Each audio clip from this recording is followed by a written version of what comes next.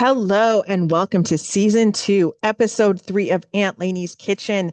And today we are going to talk all about Friendsgiving. And I know I'm kind of late with this, right? Because Thanksgiving's only a couple of weeks away. And I've been thinking about Friendsgiving since last month. And then I just didn't have my act together for some reason. I don't know, but I'm here now.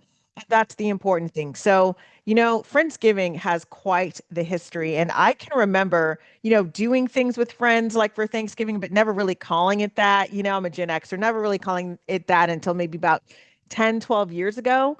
And then all of a sudden, Friendsgiving to me in my world was all around me. Like there was like a name for what, we were doing. We were more like, we were kind of calling it like, oh, hey, we're getting together, before. And usually it was the weekend before Thanksgiving. We would do that when I was in college. And then even after college, we would get together like that weekend before and kind of like usually it was kind of like a Saturday. We do like a kind of like a Saturday from 4 to kind of 9 o'clock deal. And then, it was kind of fun. And it was like, sometimes people would go all out and do a turkey. Sometimes we do turkey, like turkey drumsticks. Other times it'd be like turkey sub sandwiches. It really just depended on what our vibe was. A lot of times I always remember there being the sides, but sometimes the turkey was like, it was turkey-ish, I guess you could say. One time I went to a Friendsgiving and I think it was pasta themed, but like the meat was turkey, like it was kind of like, turkey meatballs. It was really good. And I was like, oh wow, this is pretty creative. We didn't really do anything with the stuffing and all that other those things. But I mean, I kind of was like, oh hey, we're just kind of doing a new spin on it. And so I was like, you know what? What is this Friendsgiving thing? What is the history of Friendsgiving? So of course, I wanted to do, a little research. So I went to the internet and there's a couple of things, again, there's a couple of different kinds of definitions, but I'm going to Wikipedia, okay? So I'm going to keep it really simple. And so according to the Wikipedia on Friendsgiving, they're saying that, as I had stated, it is a Thanksgiving themed feast that's eaten with friends, prior to instead of family, usually, or sometimes it's a substitute because when I was in college, when I went to the school in New Mexico, because I was from Kansas and everything, and so for Thanksgiving, it was too expensive to travel because then I would have to turn around and come back, for Christmas break. So, I was like, you know what, it's probably time for me at age. I think I was 20 to like, I can spend a few Thanksgivings without my family. And so that's what I did. And I would go with friends or someone would have people in town and they'd invite me along and everything. And then one year, I think it was my junior year, I did like a Thanksgiving, Friendsgiving thing, and we cooked for the people that were still in the dorms. And that was a lot of fun to do that. So basically, it's kind of like an additional holiday or an alternative to the traditional family Thanksgiving. And usually it's, I think it started with young adults who couldn't go home like me, or in some cases, some people don't want to go home. And, and for some people, it's not just a before Thanksgiving thing. Sometimes it replaces the actual traditional Thanksgiving. But what I've experienced also as well, people do their Thanksgivings on different times because of schedules and all that stuff. I know of people who will do Thanksgiving a week after Thanksgiving because that's when everybody can, in their family can get together.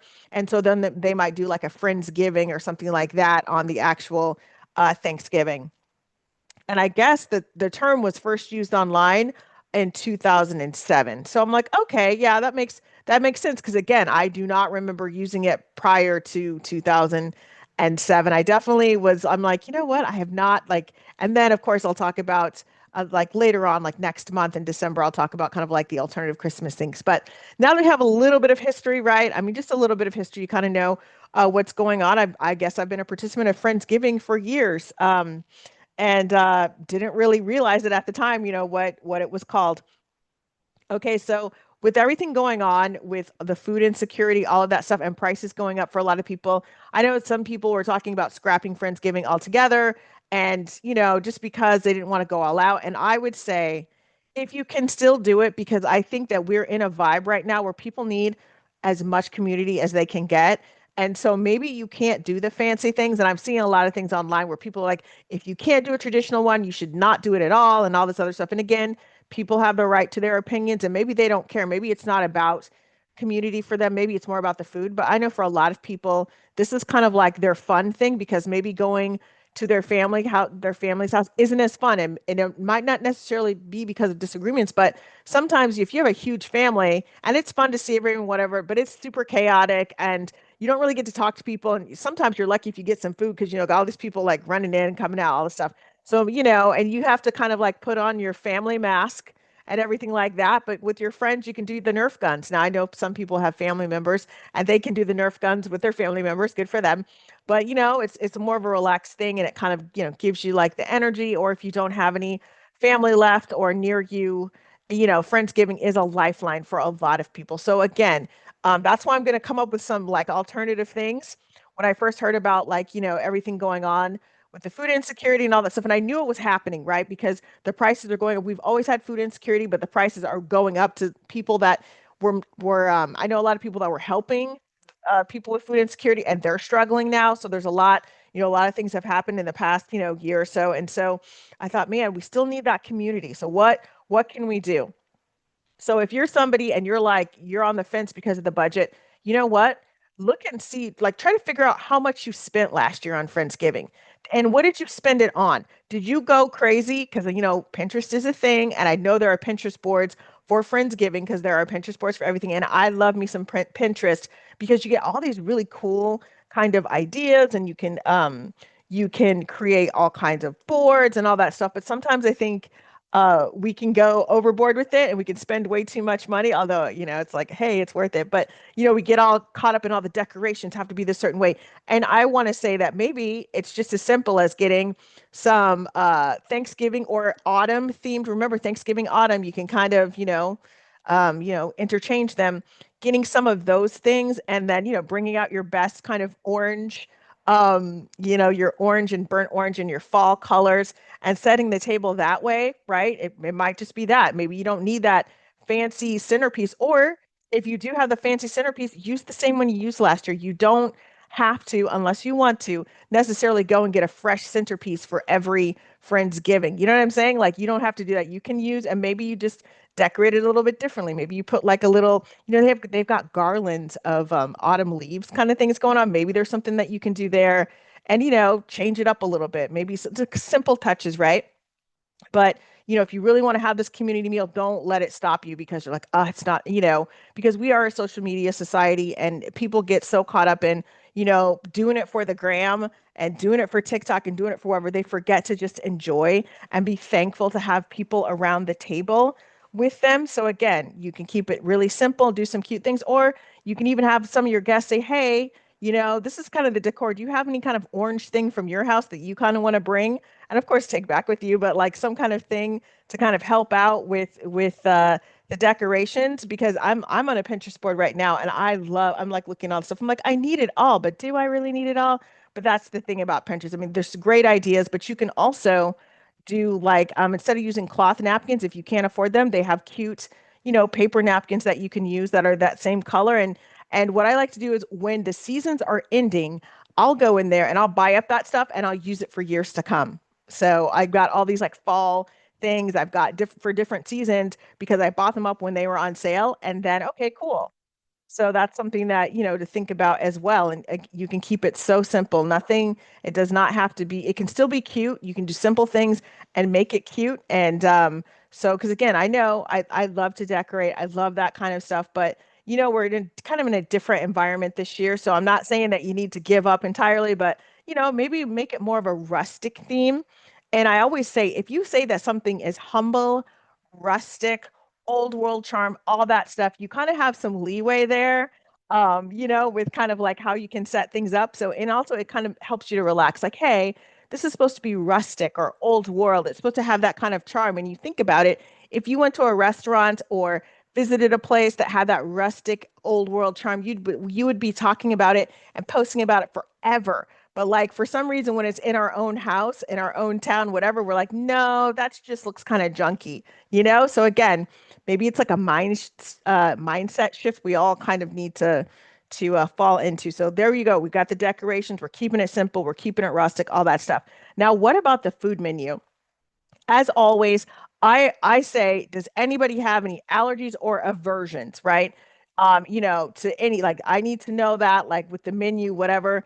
And I'm really good about not mixing things in. And again, being a more of an ingredients thing, like having having the dish and then having, some things on the side if you want to mix some more things in, like with macaroni and cheese. I like to make my macaroni and cheese with, like I use the cavatappi.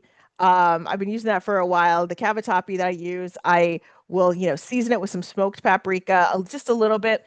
But, I know some people like to put in, bacon and all that stuff, and I'll cook mine with bacon, but I also realize not everyone's down with that. So you can chop up some bacon, or hey, if you're on a super budget, use some bacon bits because bacon is, getting kind of high. Um, Use some bacon bits, whatever it is, and people can just kind of like do their own kind of macaroni and cheese bar. Just have a few options out there to kind of add in there. So I always ask about that, okay? And hearing none, or then I'm like, okay, now I'm going on to the next step, okay? And so now, what are some ideas that you can have? And again, I noticed that these Friendsgiving things, they always seem to grow. Like I went to one Friendsgiving and it was like, oh, we're only going to have 15 people. Well, and they were like, oh, kids are welcome. So, people brought, I'm like, they brought all their kids, plus their neighbors' kids, plus all this stuff. And all of a sudden, there's 70 people in this house. I'm like, oh my goodness. I mean, luckily, we did not run out of food and all that stuff. But I was like, oh, that's a lot of people. And I'm thinking this year, you're going to have a lot of people coming to the Friendsgiving. And so you have to be really careful. Like, be really clear in the invitation. Like, are you welcome? Like, are you welcome to bring the kids, all the kids? Are you welcome to bring a plus one? Is it just for friends? Again, just things to kind of, ponder before you bring like a carload of people over, right? Because you don't want to run out of food and all that stuff. And then also, what time are you going to serve the food? Like, I always think that, for me, it's like important to kind of have that cocktail hour and let people kind of get there, right? And whenever that cocktail hour is for you, if it's three, I've gone to Friendsgivings that started at 3, like people are welcome to come in at 3, everything like that. And then we started eating at 5:15.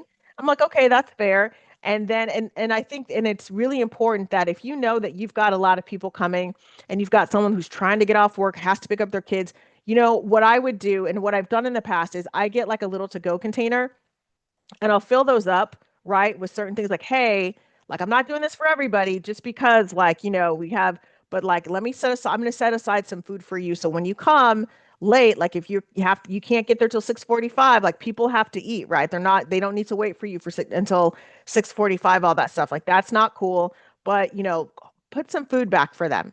Like the basic foods and maybe a couple little slices of dessert and they get there and that way they have something to eat, and then, hey, this is what it is. This is what we have. I'm going to put away, some things that I know you like. And again, if you know you're going to be late because of things like that, it's okay in my mind to ask the people, hey, can you set aside some things or whatever? But if you're bringing 7 people and you're going to be late, then hey, that you might be on your own a little bit there. Like you can't expect people to, like hold for 7 people. Like that's a lot to have to do. Like 1 or 2, okay. But that's so again, so you got to kind of like, maybe the people that are waiting for you can come before you, right? And then you're the only person that is running late if at all possible. So just something to keep in mind.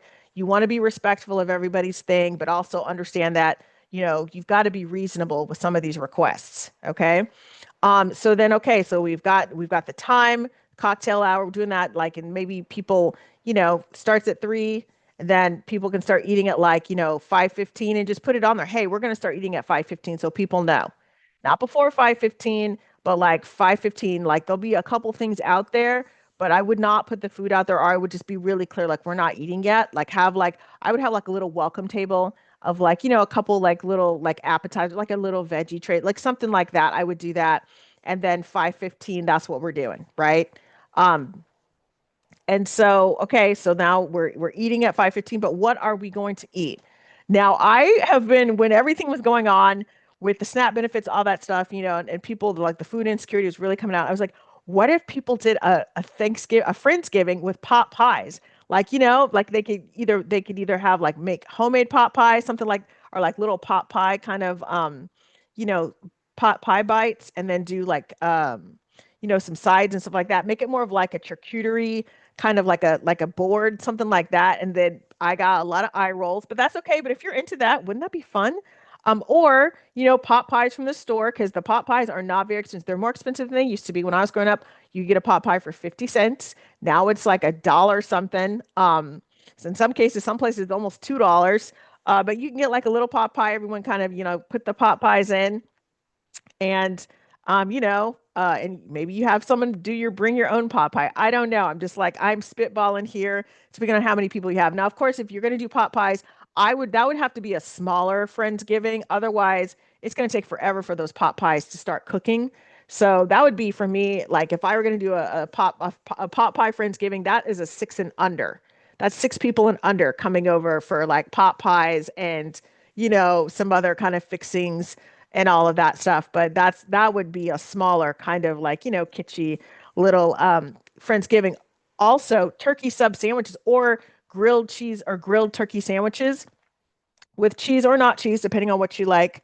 Um, that would kind of be like something else I would look at. Just doing like those sandwiches and getting some deli meat, something like that, or some turkey that maybe you've cooked the turkey and you're just shredding the turkey, something like that. Some shredded turkey sub sandwiches. You could do that with all the fixings, with all the stuffing and the macaroni and cheese and all that stuff. You could totally do that. You could do, like I said, pasta with the turkey meat, and being like turkey meatballs, turkey meat sauce, like all of that. You could do that. You could do the tacos or fajitas with turkey, right? You could do some kind of situation like that. Put those onions in there. That could be really, really good, depending on how you want to do it. Turkey legs, also an alternative. Although, I'll be honest, like it's been harder and harder for me to find turkey legs. So I don't know. It depends on availability there. Also, something that you might have to, maybe you have to scrap the turkey and do chicken instead. It might be like, hey, this Friendsgiving, we did like, we did chicken. We did some kind of like rotisserie chicken situation. Hey, you might go and buy a couple of rotisserie chickens if you can do that, right? Everybody comes in and buy, like somebody buys the standard rotisserie chicken, then another person buys maybe like the garlic honey one. They've got all these different kind of flavors. And you guys do that and you eat off that rotisserie chicken. You could do something like that as well. Or you could do drumsticks. Now, I was online and I suggested drumsticks, and y'all, people came for me. They're like, oh my gosh, why would you want to eat meat on the bone? And this is not what I would do. Okay, that's cool. You do not have to do it. But again, chicken drumsticks, fingers crossed, are still pretty cheap. You can get like a 12 pack, 8 to 12 pack of chicken drumsticks for like $6. Like, you know what I'm saying? So again, something to keep in mind. And then, and I what I really appreciate is some of the parties I've been going to, they've kind of made meat or you could do like a brisket or something like that, or barbecue or whatever it is.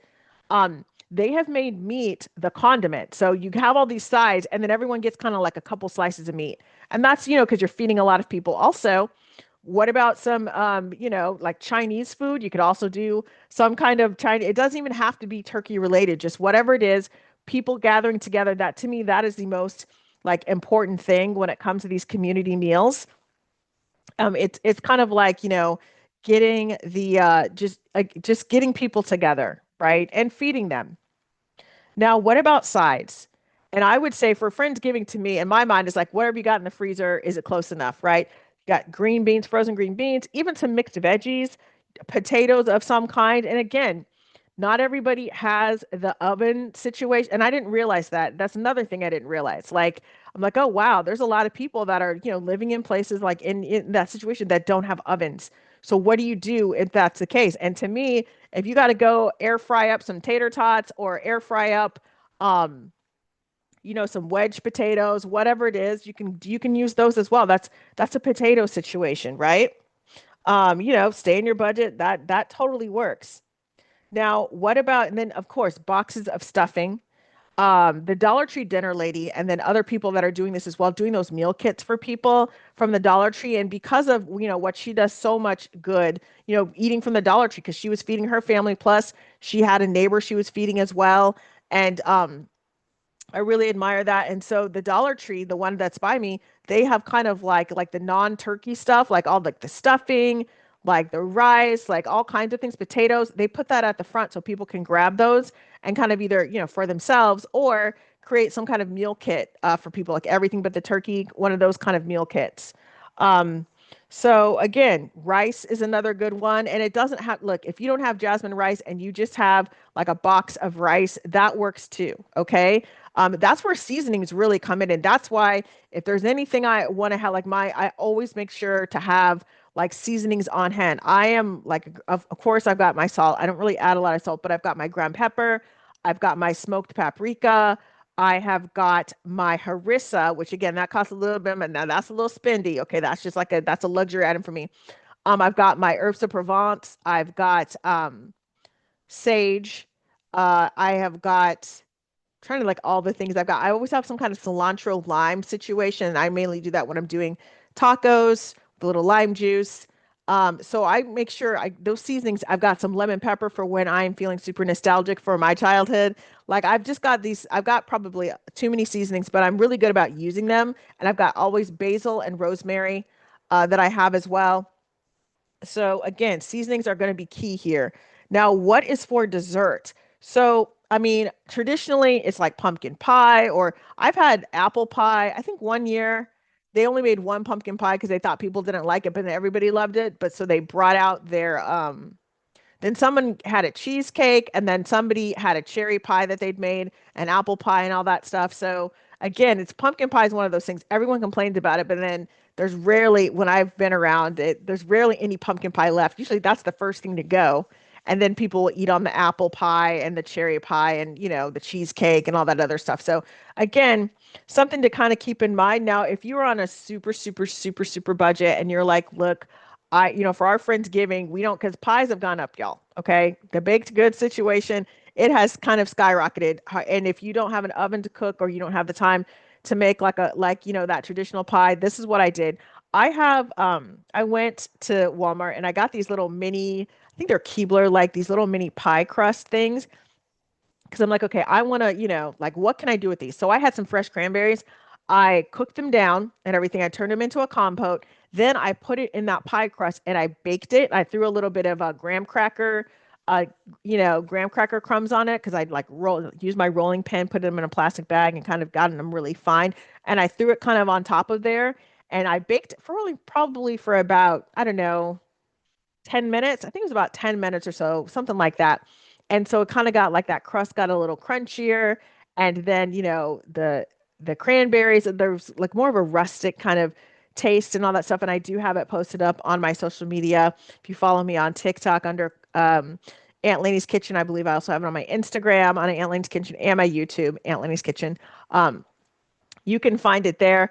And so that's what I did. I was like, oh my gosh. Now it costs, I think it's like 250 something like that for six of those little mini ones. Which, when you think about it, it's not that much. And cranberries, fresh cranberries are pretty cheap. And so the key is now I used a lot in mine, but you don't have to use as much as I did. I was just trying to kind of, see the parameters. So I made a couple versions of that.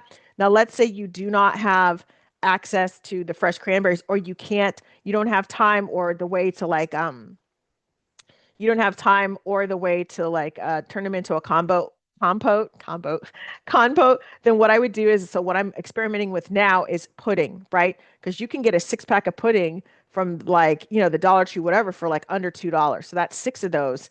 And then, you can do like more of a, again, it's not French silk, okay? We're not going to call it a French silk pie, but it is kind of like the idea behind that because we're going to put the pudding in the pie crust.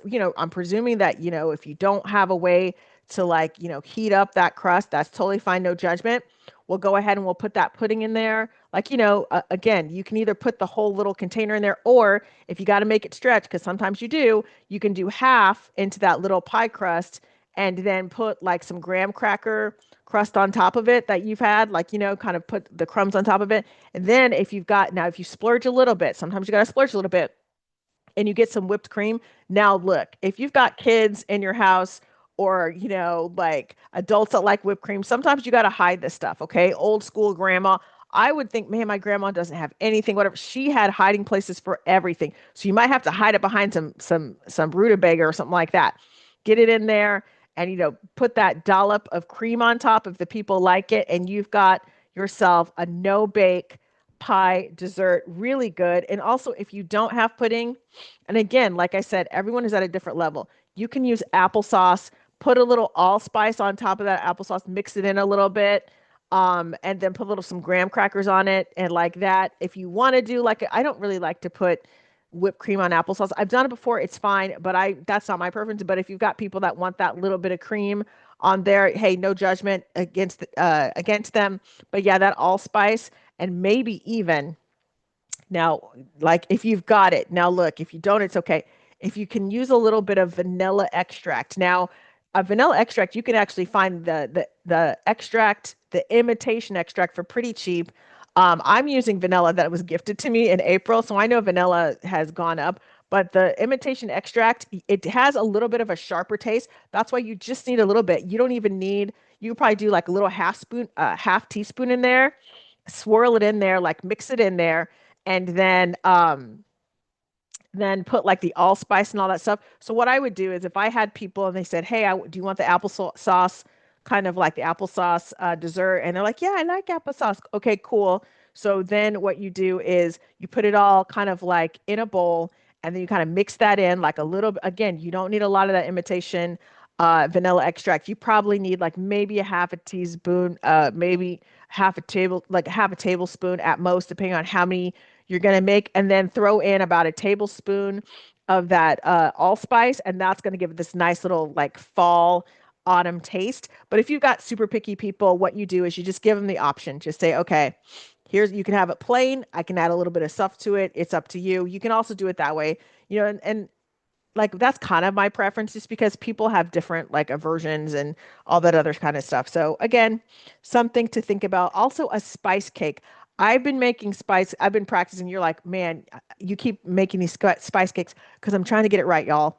So what you could do is you've seen me. I've got like, I've got the individual bundt cakes. Then I have the mini bundt cake that I've really been practicing on, that spice cake that I have put vanilla in and allspice in there. But again, you know your people. You know if your people are not going to be down with the vanilla spice and the allspice, it's just too spice for them. So then you just go the plain cake. Just go ahead and go the plain spice cake, right? It's totally fine. Then what you're going to do is with that bundt cake, you're going to throw in some applesauce. And you don't even have, you can actually use one container of applesauce for it. Or you can use, you can use like a container and a half and put it in the middle where the hole is and do that. And then when you slice it, everybody gets a little bit of that apple cake, I'm sorry, that applesauce, on there. And they can like maybe put a little bit on there. It's so, and then warm up before you even, when you cut it and all that other stuff, go warm up a piece, right? Or if you want to keep it plain, right? Because people are like, "Oh, I don't want that. I just want a little bit of applesauce." What you can do is like, it comes out of the oven, whatever's cooling, and you can throw a little bit of whipped cream in there because most people will eat the whipped cream, or keep it plain and give people the option. Do you want a little bit of applesauce on top of it? Or do you want a little bit of whipped cream or a little bit of both? You can do that as well and just make it an individual thing, right? So that, again, that's something to think about. Also, I was looking at pumpkin cupcakes. Now, I've never made those, but but you can get those at the store. Now, again, it depends on what your budget is because you might be like, I'm not going to do that. Like, but again, like sometimes if someone can, or you can ask someone to bring them to the Friendsgiving, like, hey, can you bring like if you can find some pumpkin cupcakes or just some of those little mini cupcakes, the little bite-sized ones, that have a lot in there. So, hey, can you maybe pick those up or bake those? Another thing is that you can always do cake bites. I love a good cake bite because it's like a bite. Like I made for this, I went to a ladies party, a ladies taco night, and I brought lemon vanilla um cake bites, and they were a hit. They were a total hit because it went pretty well with the other food, which is important.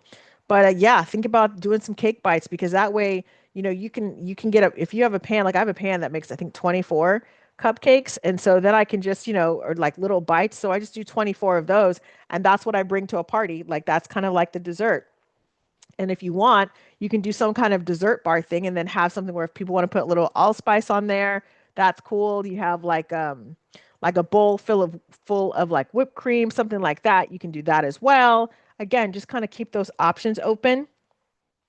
Now, what about like we're going to stay on the food and then we'll go to the activities. So I think to-go boxes. Now I get mine at Dollar Tree, but you can get them anywhere, but I get mine at the Dollar Tree. I've been getting them for years.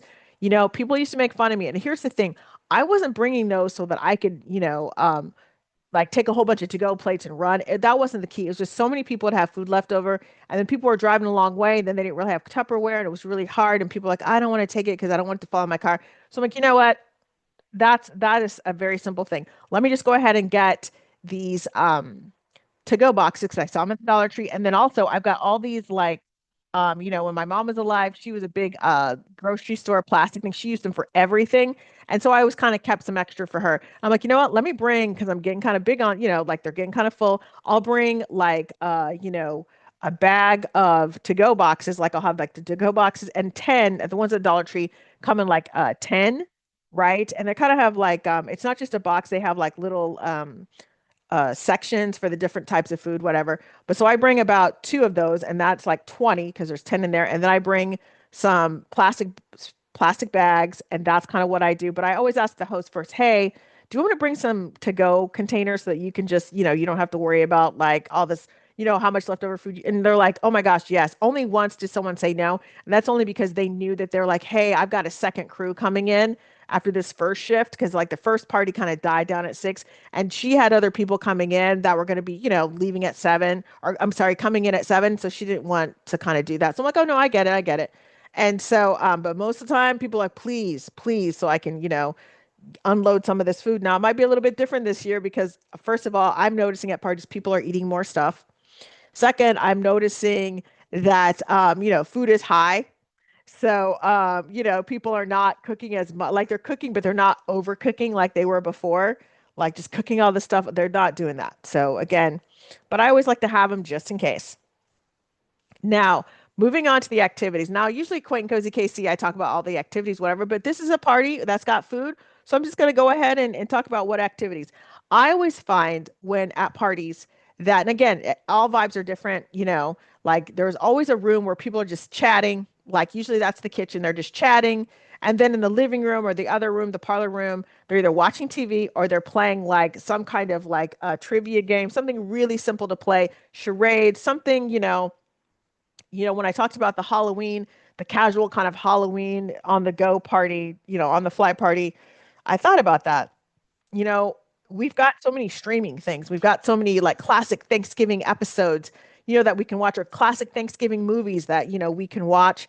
Like how do you determine when to do that? So if you're going to do the cocktail hour thing, okay, so then people are eating at 5:15, then I would definitely say that you want to have the movie started no later than 7 o'clock. If you're going to do a movie or you're going to do episodes, because what's going to happen is some people are there to socialize, whatever, then they've got to go, they've got someplace else to go. So that gives the chance for those people to kind of clear out.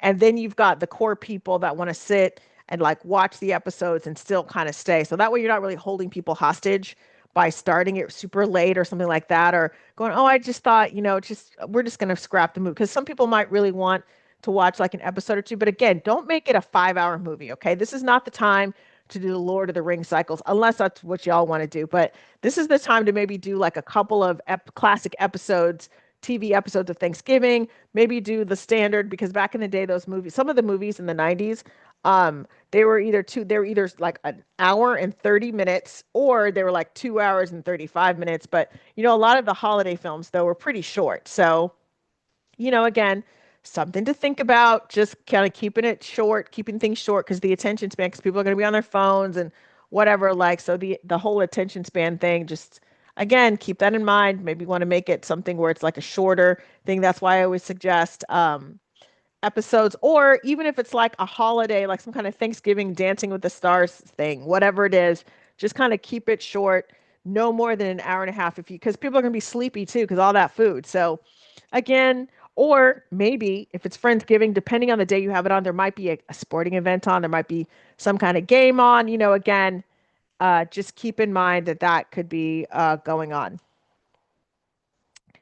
Okay, so also, how to serve the food. I want to go back to that. I think buffet style is the best way to go if you've got more than 8 people, 8 to 10 people. I think buffet style is like where it's at when you're doing a bigger party. Instead of trying to seat all these people at this, You know what I mean? Like at one long table, something like that. Do a buffet style and then just kind of set up some seating, areas of seating, whatever. It doesn't have to be anything formal. But yeah, that's kind of like those are my thoughts about Friendsgiving and trying to do the menu and all of that stuff and give people time. I know I'm kind of skipping around towards the end, but when it comes to doing this, give people time. Like, and again, I know sometimes things are impromptu because you're in a group chat or you're in like a Facebook group or whatever it is, and you got some sad people that are sad, and you're like, okay, I want to cheer them up, and what can we do? How can we get this together? But you got to give people notice of that if you're going to do it, if at all possible. Sometimes, again, things are impromptu, and also sometimes Friendsgiving isn't necessarily at someone's house. Sometimes Friendsgiving is like more of like a celebration where you're out. Like you guys might go to and you might make it in the daytime, right? It might be like you do a Friendsgiving lunch situation, right? It might be that you all meet someplace, get pizza, because it doesn't have to be turkey. I mean, if you want to be traditional, whatever, I'm traditional, okay, that's fine. But sometimes there's not time for that, and then people won't do it. Like, gosh, I wish we would have met up, but no one could. It's like, no, it can be a pizza. It can be, sandwiches. It can be like we met up for our Friendsgiving thing and we did like a casual kind of thing at a coffee shop. It can be so many things that you can do to kind of do a Friendsgiving. So keep it open mind with everything. It might be a Friendsgiving meetup versus a formal at somebody's house, with a movie in there or some kind of show, or maybe you go and like window shop, you go meet at. Remember back in the day, if you're a certain age, you would go to like a mall and you'd all meet and then you meet for lunch and then you go to the food court and talk and eat and then you just like kind of walk around the mall, like all this, you kind of walk around all the stores on the top and then you walk around the stores on the bottom and then you kind of like left. So you'd meet for like maybe 2 hours, something like that, or like, 3 hours, something like that. And then maybe you did it like before a movie. But again, just kind of keep that in mind. It doesn't have to be traditional. It really is more about meeting up with people, and that can be at a fast food joint. It's whatever you guys need it to be. 'Cause especially right now, people really do need community. Okay, and that is all I have for my special Friendsgiving episode, right? And it's so funny because I was preparing for this. Um, I was preparing for this episode and I was like, okay, and then I'm going to talk about it. I'm like, no, this needs its own episode, right? We need to just do this whole thing with Friendsgiving. It needs its own episode. And so, again, thank you guys so much for supporting. I'm noticing like my numbers are ticking up, especially on the website, it's ticking up on the podcast, and on my TikTok, which again you can find me at Aunt Lainey's Kitchen on TikTok, Instagram, Facebook, YouTube, and of course, AuntLanie'sKitchen.com. I'm noticing you guys are, you're coming to support me. And I know I've gotten some suggestions like, hey, you need to do more. Like I cook every week. I'm doing like a cooking thing every week, but they're like, hey, you need to kind of do more clips on TikTok. You need to kind of talk more. Like the food's cool, but like let's get you to talk more, like do some clips, do some thoughts on things. I'm always nervous about doing that because, sometimes my thoughts are not the same as other people's thoughts. And a lot of people don't scroll away. They want to engage and argue and all that stuff. And I literally have no energy for any kind of argument in this stage of my life. So yeah, that's why I'm always like, oh my gosh. I mean, I guess I could just delete comments or not allow people comment. I don't know, but I just know that you guys have been really supportive, and thank you so much. It really does mean a lot to me. And please take care and have an amazing week. Talk to you soon.